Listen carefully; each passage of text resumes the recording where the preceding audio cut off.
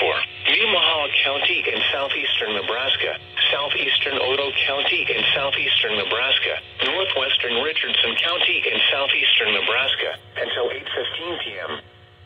At 7:33 p.m., a severe thunderstorm was located 4 miles south of Johnson, or 8 miles west of Auburn, moving northeast at 50 miles per hour.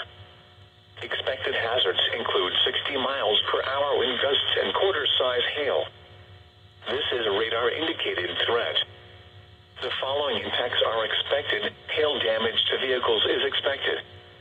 Expect wind damage to roofs, siding, and trees. This severe thunderstorm will be near Auburn around 7:45 p.m. Other locations in the path of this severe thunderstorm include Peru and Brownville. For your protection, move to an interior room on the lowest floor of a building.